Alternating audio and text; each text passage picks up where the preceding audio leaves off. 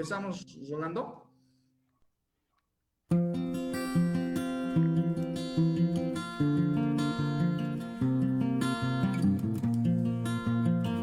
Ya, perfecto.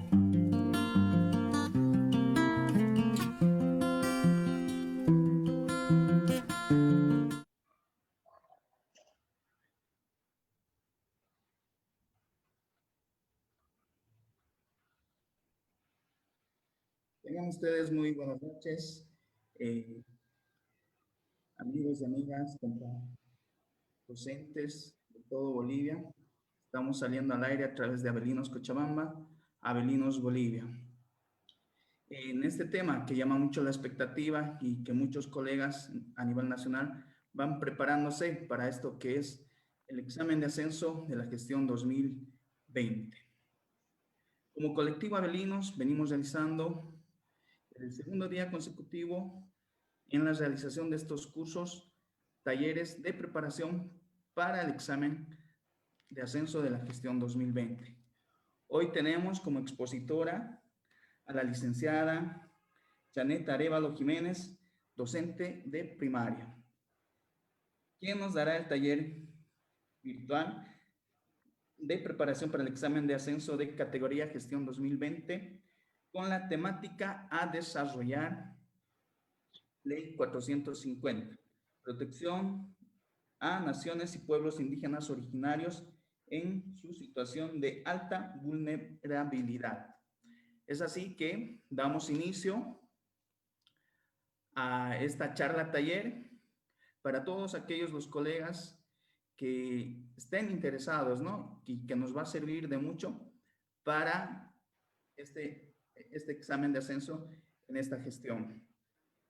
Sin más preámbulos, le damos la bienvenida a la licenciada Janet, quien será nuestra expositora el día de hoy ya con la temática mencionada. Muy buenas noches, licenciada Janet. Adelante. Muy buenas noches. Es un gusto y placer participar en este evento que está realizando Abelinos Cochabamba y Abelinos Bolivia. Entonces, la temática a exponer es la ley 450, que va a seguir. Voy a compartir pantalla y me avisan si está bien. Por favor. Adelante.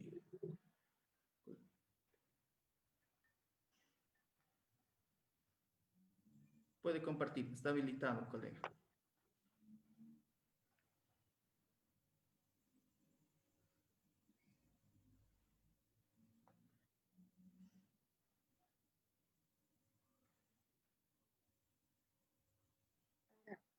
¿Se ve?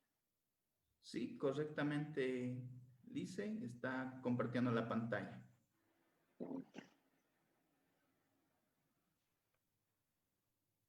Ya. Ahora, prosiguiendo con la exposición, lo que habíamos comentado hace rato, ¿no? Haciendo la exposición para Abelinos Cochabamba, voy con la ley 450, que titula Protección a naciones y pueblos indígenas originarios en situación de alta vulnerabilidad. Quien expone es mi persona, la licenciada Janet Arevalo Jiménez, que antes se ha mencionado. Ahora, prosiguiendo con la ley número 450 de protección a naciones y pueblos indígenas originarios en situaciones de alta vulnerabilidad, como objeto establecer los mecanismos. Su objetivo principal de ello es prevenir a los pueblos indígenas originarios y a la vez fortalecer para salvaguardar los sistemas de formas de vida individual y colectiva de cada pueblo indígena originario y a la vez de las naciones, tanto como su física y cultural, que ellos están en extrema amenaza de extinción. Asimismo, ¿no? Como en los exámenes de ascenso, siempre se ve las siglas que nos presentan, DIGEPIO, que quiere decir Dirección General de Protección a Naciones, Pueblos y Pueblos Indígenas Originarios.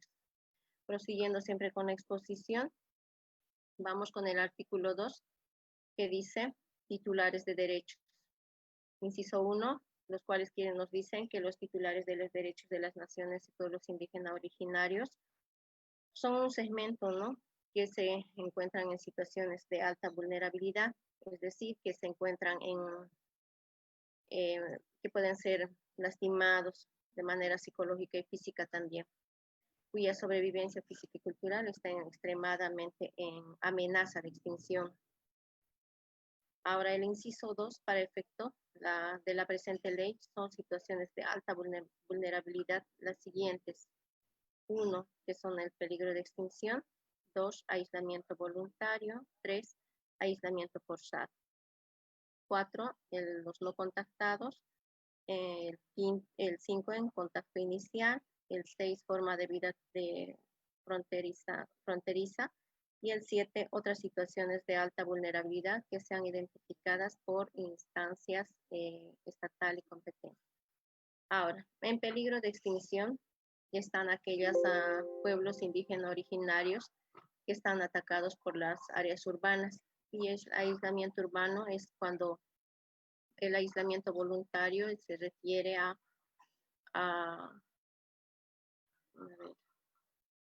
el aislamiento voluntario se refiere a que cada uno ya va aislándose, ¿no? Volviendo a otras naciones. Y el aislamiento forzado es cuando otra comunidad empieza a ocupar su misma población. Y los no contactados están en los contactos iniciales. Los no contactados son aquellos que aún no han sido contactados con la misma población urbana. Y los de contacto inicial son aquellos que recientemente hemos contactado a los pueblos indígenas originarios. Y la forma de vida transfronteriza es aquellos que pueblos indígena originarios están en la frontera entre medio de los urbanos como con el pueblo indígena originario. Y otras situaciones de alta vulnerabilidad que sean identificadas por la instancia estatal de competencia. Prosiguiendo con el artículo 3, que van los principios que rigen la aplicabilidad de la presente ley. Son las siguientes. 1. La precaución, que para ello debemos de precautelar a los pueblos indígenas originarios para que no entren en peligro de extinción. La protección, que debemos de proteger sus culturas, sus tradiciones y su lengua originaria que tienen. Y la regeneración se refiere a que las culturas están desapareciendo, para el cual el Estado debe de buscar estrategias para que vuelva a regenerar las culturas y su idioma, su tradición, su vestimenta. La otra es la libre determinación, el cual el pueblo indígena originario se refiere a que debe de proteger y tener una libre elección política cultural. La favorabilidad que el Estado debe de favorecer con diferentes proyectos a los pueblos indígenas originarios. Y la diversidad cultural, el cual debe de ser respetado, ¿no? Sin discriminación alguna a las 36 naciones existentes en el Estado. El enfoque diferencial debe de buscar diferentes actividades y proyectos para cada pueblo indígena originario y nación cultural también. En el artículo 4 hablamos de la Dirección General de Protección a Naciones y Pueblos Indígenas Originarios. Bien dice, ¿no?, que debemos de proteger a las naciones y a los pueblos indígenas originarios. En el inciso 1 dice que se crea, ¿no?, una protección general a las naciones de los pueblos indígenas originarios, que son los DIGEPIO. Ello bajo una tuición de un órgano ejecutivo que va su estructura de la siguiente manera. Va el inciso 2, la DGPIO tendrá las siguientes atribuciones. Esto se refiere a que trabaja siempre la parte logística de los pueblos indígenas originarios, ¿no?, en la organización de proyectos, asimismo en la planificación de cómo ellos van a poder proteger la titulación de sus lugares en sí, de los lugares habitantes por ellos mismos. En el capítulo 2 vamos a hablar sobre los mecanismos de prevención. En el artículo 5 tenemos los mecanismos de prevención, que son el 1, el territorial, salud y difusión y sensibilidad.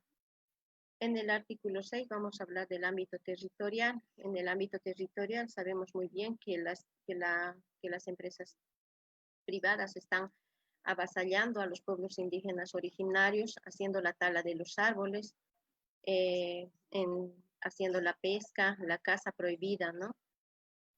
Prosiguiendo, también tenemos en el artículo 7, que es el ámbito de salud, en el cual nosotros revisamos, vemos y respetamos también que el Estado debe de respetar, dice, ¿no?, que los pueblos indígenas originarios deben de hacer sus tratamientos de diferentes enfermedades con la medicina tradicional. Luego tenemos el capítulo 3, que son los mecanismos de protección. En el artículo 9 bien nos habla de los mecanismos de protección. En el inciso 1 dice, ¿no?, que los mecanismos de protección son los sistemas de vida que desarrollan en el nivel central del Estado en las entidades territoriales, que sean autónomas en el marco de sus competencias en los siguientes ámbitos. En el inciso 1 está el territorial, salud y monitoreo. En el artículo 3 estamos hablando del ámbito territorial, donde nos dice que debemos de resguardar y proteger todo lo que les rodea a los pueblos indígenas originarios y asimismo a las naciones y comunidades que existen en todo el territorio nacional. Luego hablamos en el artículo 2, el ámbito de salud, cual dice el Estado debe de gestionar atención gratuita en los hospitales estatales para los niños, madres, adolescentes, ancianos y demás.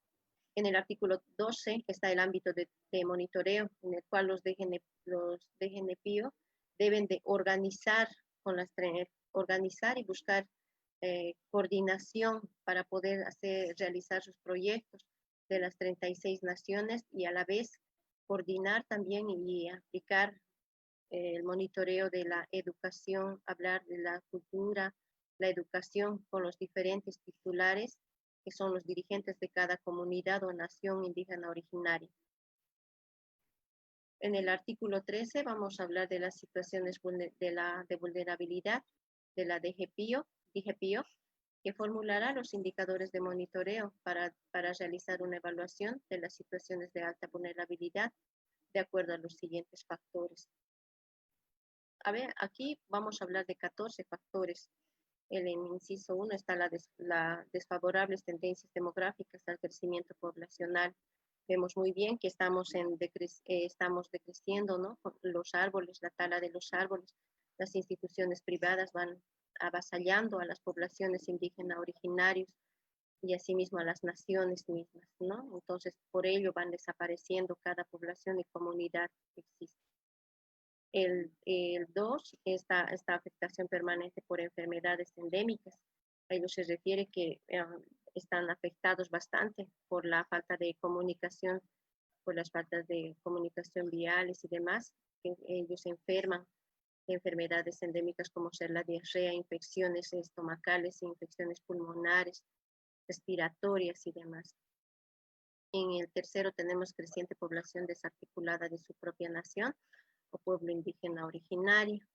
En el cuarto tenemos el creciente proporción de miembros de otra nación o pueblo indígena originario de distintas entidades y con tendencia a constituirse en mayoría poblacional al interior de su territorio. Esto sabemos muy bien que ellos van decreciendo, entonces van aumentando también en población.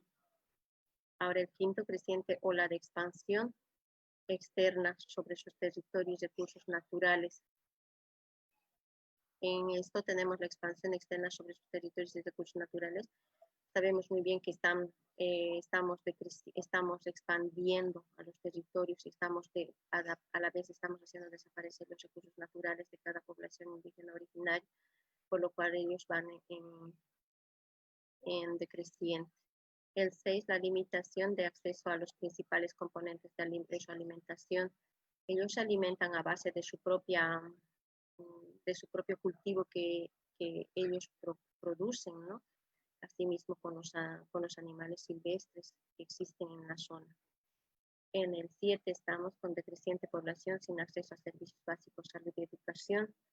Lo mismo, ¿no? Muchos no pueden, ellos no acceden mucho a la educación, mucho menos a los servicios básicos y asimismo a la salud. Para ello los DGPIOs tienen que saber coordinar con el presidente del Estado para conseguir toda esa situación, para poder proteger a las naciones de los pueblos indígenas originarios.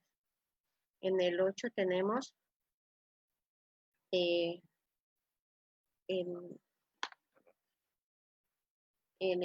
el 10 tenemos la debilitamiento de las instituciones y formas de autorregulación que dificulte el autogobierno, la gestión territorial y la resolución de conflictos. Asimismo tenemos en el 11 las situaciones permanentes y sistemáticas de intolerancia, racismo y discriminación. Ellos se ven, ¿no?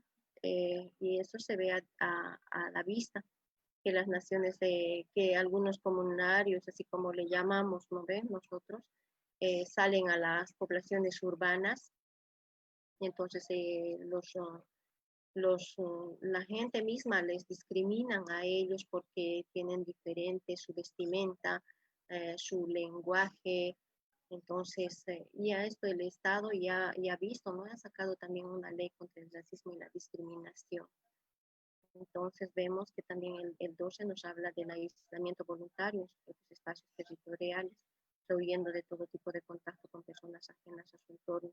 Sabemos muy bien que ellos respetan su cultura, su política a sí misma, entonces cuando una persona del sector urbano se acerca, ellos rehuyen porque tienen miedo a ser, digamos, a ser ellos discriminados por ellos mismos. En el 13 tenemos contacto forzoso a pueblos que han asumido como estrategia de vida el no contacto teniéndose conocimiento de su existencia por medio de la historia oral y vestigios que dejan en su recorrido, y otras que puedan ser determinadas también. Y el inciso 2, vamos a hacer la evaluación de las situaciones de alta vulnerabilidad en los sistemas de vida de cada nación o pueblo indígena originario. Podrá efectuarse con 2 o más factores enunciados en el parágrafo procedente. Ahora vamos con el capítulo 4, que es el mecanismo de fortalecimiento. Mecanismo de fortalecimiento, que vamos a hablar de la siguiente manera. El artículo 14 nos habla del mecanismo de fortalecimiento. En ello nos dice, ¿no?, que los sistemas de vida que desarrollan a nivel central del Estado en las entidades territoriales autónomas en el marco de sus competencias en los siguientes ámbitos. El inciso 1 vamos a decir que la recuperación y la regeneración del sistema de vida está en ¿no?, como debemos de cultivar, cuidar las culturas que tenemos o sea, es decir, que tenemos las 36 naciones, debemos de proteger, el Estado está para ello, para poder proteger a las 36 naciones, y no así ellos están en peligro de vulnerabilidad, o sea, en peligro de extinción, ser dañados tanto físicamente como psicológicamente. Después tenemos el inciso 2, está la institucionalidad del Estado.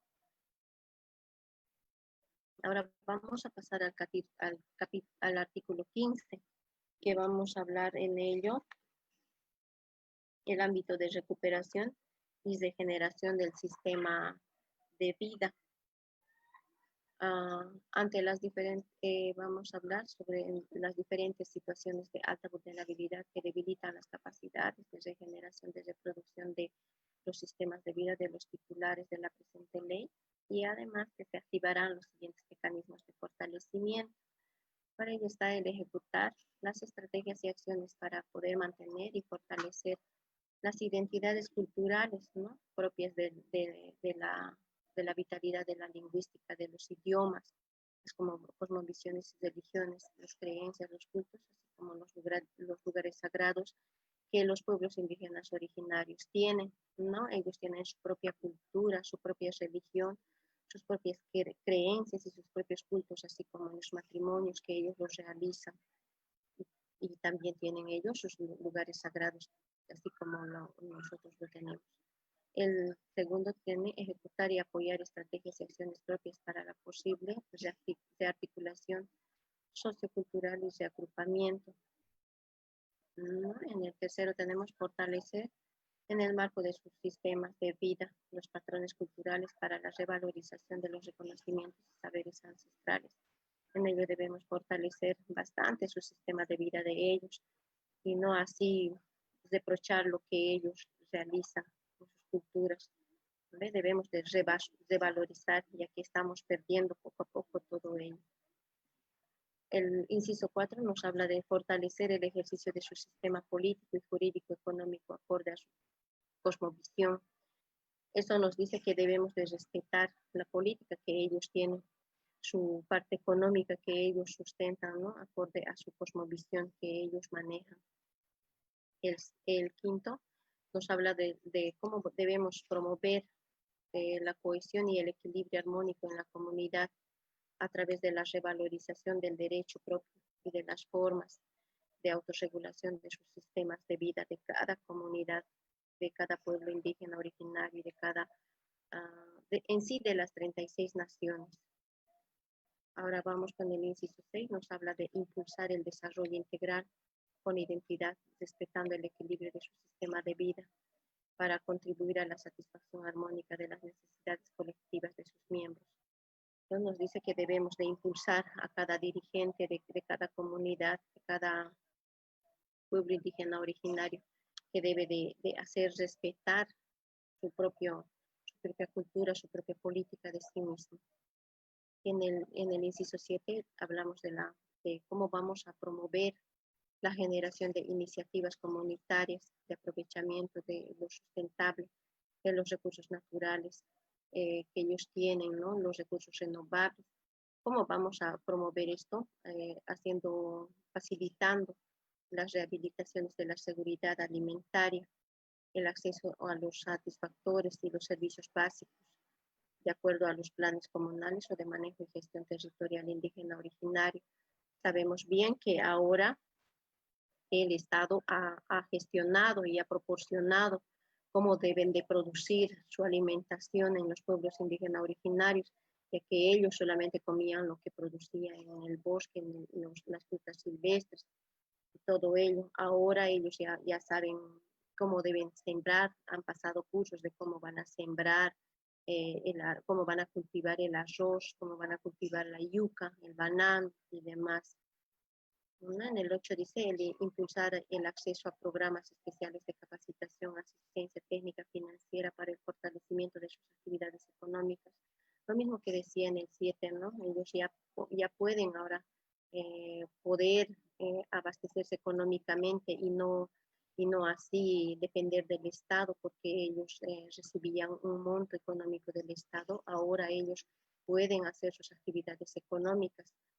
Claro, siempre, ¿no? Tomando en cuenta sus usos y costumbres, utilizando sus herramientas tecnológicas que ellos mismos realizan.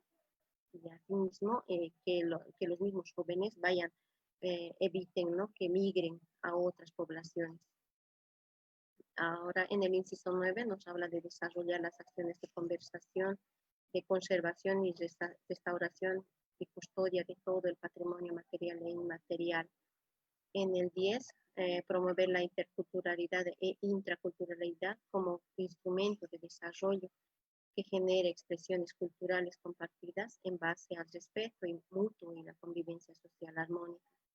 Lo mismo se ve, ¿no? Cada cultura respeta su propia ideología que ellos tienen sobre su política y sobre su religión, cultura en sí.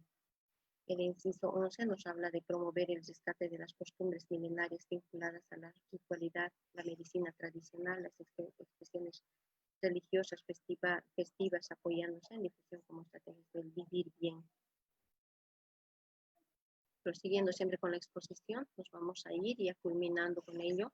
En el artículo 16 vamos a hablar en el ámbito de la institucionalidad del Estado, ¿no? El cual nos dice que ante estas diferentes situaciones de alta vulnerabilidad que deriven en la posible extinción física y cultural de los sistemas de vida de los titulares, es decir, de los pueblos indígenas originarios, se exige la presente ley a instituciones del nivel central del Estado y de las entidades territoriales autónomas en el marco de sus competencias. Activará los cuales van a activar los siguientes mecanismos de fortalecimiento. Vamos a ver, es respetar a la institucionalidad de las naciones y pueblos indígenas originarios y de sus representantes legítimos en el nivel que le corresponda a cada uno de ellos, ¿no? Prosiguiendo en el inciso 2, nos dice que debemos de realizar una reingeniería institucional, tomando en cuenta las previsiones en recursos económicos y humanos que se requiera de acuerdo a las necesidades y características que demanden las naciones de prevención y protección al fortalecimiento. Ello dice que no debemos de discriminar a la gente de los pueblos indígenas originarios, ¿no? Que debemos de también hacer ver cómo vamos a utilizar los recursos humanos y económicos que tienen los pueblos indígenas originarios. En el 3 está establecer y ejecutar compromisos a nivel de las máximas autoridades de los órganos del Estado con respecto a la generación de políticas públicas y articuladas intersectorialmente. En el inciso 4 vamos a hablar de la definición e implementación de sistemas de coordinación y monitoreo entre las diferentes instituciones públicas competentes en la ejecución de acciones de prevención y protección y fortalecimiento. Esto conlleva a que debemos de siempre, ¿no? Coordinar el Estado tiene que coordinar. Es más, los de DGPIO tiene que coordinar con el Estado para poder hacer un monitoreo entre sí para los pueblos indígenas originarios. Asimismo, para ver, ¿no?, cómo se puede proteger y a la vez fortalecer sus culturas, sus religiones, proteger a los pueblos indígenas originarios que están en extinción, y hay muchos que ya han desaparecido. En el quinto hablamos del órgano judicial y el Ministerio Público, en coordinación con la policía boliviana y las Fuerzas Armadas, que ellos deben de generar condiciones y capacidades técnicas. Asimismo, los protocolos y planes de situación de actuación con celeridad y eficacia en el proceso judicial contra quienes atenten los derechos de las naciones y pueblos indígenas originarios o segmentos de ellos en situaciones de alta vulnerabilidad, cuya sobrevivencia física y cultural esté extremadamente amenazada. En el inciso 6 se dice que no, que debe de ejecutar políticas de protección de las riquezas culturales, religiosas, históricas y documentales de los titulares de la presente ley y promoviendo su custodia y conservación. Ya hace rato mencionado, ¿no?, que dice que el Estado debe de ver la protección de todas las riquezas que existen, ¿no?, tanto riquezas vegetales, riquezas culturales, tanto así las religiosas y las históricas que existen ahí. En el inciso 7 vamos a hablar de ejecutar las acciones y las estrategias para el mejoramiento del ecosistema con zonas degradadas, para mitigar los efectos de las inclemencias y riesgos climáticos en los territorios titulares de la presente ley. El inciso 8 habla de facilitar el acceso a herramientas, maquinarias, equipos, insumos, apoyo técnico y otros que estén acorde a su visión propia de desarrollo para acciones de rehabilitación de los sistemas de vida de los titulares de la presente ley. Esto nos dice que debemos de facilitar muchas herramientas y maquinarias para que ellos empiecen a cultivar sus productos y aparte de ello, ¿no?, empiecen a crear y a ver su ingreso económico que tienen. Con ello he terminado. Bueno, gracias a todos. Espero les sirva para todos los participantes que van a dar su examen de ascenso. Y ha sido una experiencia para mí. ¿No? Bueno, ¿qué más puedo decir? Agradecerles a todos. Muchísimas gracias a la licenciada Janet, que nos dio, ¿no?, esta disertación en la temática de protección a naciones y pueblos indígenas originarios en situación de alta vulnerabilidad. Entonces, nuevamente agradecer a la licenciada, agradecer a todos los colegas que nos han estado siguiendo a través de nuestras redes, Abelinos Bolivia a nivel nacional, Abelinos Cochabamba. De esta misma manera, seguiremos como colectivo Abelinos Bolivia, Abelinos Cochabamba, con estas temáticas que son relacionadas al examen de ascenso que tendremos esta gestión 2020, ¿no? Entonces, agradecer a todos los colegas que han estado presentes, nos han seguido a través de las páginas, e invitarles al día de mañana, que también tendremos la exposición sobre la temática 004, Ley Marcelo Quiroga Santa Cruz, lucha contra la corrupción e enriquecimiento ilícito e investigación de fortunas. Entonces, colegas, los esperamos para el día de mañana. La invitación está abierta a través de nuestras dos páginas. El material que se presenta en estas disertaciones se están subiendo a la página. Si es de utilidad para los colegas que van a realizar el examen de ascenso, pueden descargarlas de estas mismas páginas. Sin más que decir, nuevamente agradeciendo a nuestra expositora Janet Arevalo, a los que nos siguen en las páginas. Buenas noches, hasta el día de mañana. Gracias. Gracias. Hasta mañana.